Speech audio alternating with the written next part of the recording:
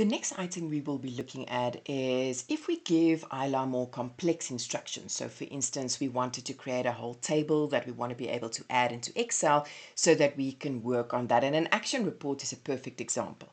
So what I'm going to do, I'm going to go to Board of Trustees, I'm going to go to Minutes, and I'm going to tell Isla that I want to ask a question about documents on this page. You can see page document interaction. I'm going to click on the minutes that I want to ask a question about, and this is what I'm going to ask her.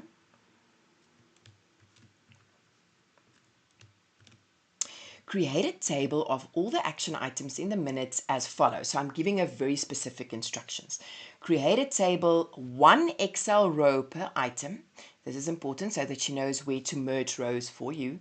Show the item number in the first column and show the item heading in bold in the second column. In the third column, show the extract of the minutes. This is very helpful because we often want to see if she translated the action item correctly from the minutes. In the fourth column, show the action items underneath one another to keep it nice and clear for us. In the fifth column, show the person actioned.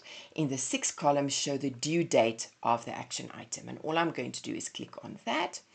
So my set of minutes that I have here is quite short. Yours might be 20 pages, so you might have to give her a minute or so for her to actually extract all of that information and create, in a sense, that table for you. All right, that took a few seconds, so I'm going to scroll up here and I'm going to show you how this works. Okay, so there you can see my prompt that I gave her, and you can see here that the item number is there. She put this in bold, which is the item heading, which is beautiful.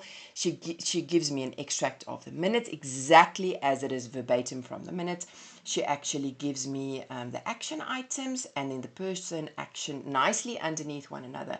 And then she also gives me the due dates. But I want to show you this. So we're going to copy this and put this into an Excel file. To copy, I'm going to click Control C.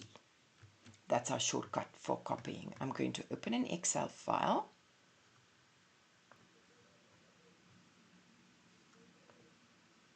I'm opening an Excel file, clicking on that one. And then all I'm going to do is say Control V. Control V is a paste. It's going to tell you that it is getting the information from a website. That's fine. You're going to paste everything. All right, I'm going to make it a little bit bigger so that you can see it nicely. So you can see that she already merged those cells for you. So they're really nice and neat. Merged cell, she merged that for you. But look at this. She actually kept those ones for you in separate cells so that if your team now has to work on this, they can do so.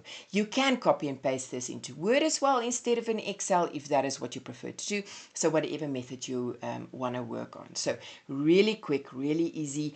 And, you know, it's quite a long prompt. So what I would suggest you do is that you save those most important prompts that you want to work with somewhere on a document that's easily accessible so that the next time you come, you can literally just copy and paste that prompt in, which is what I did.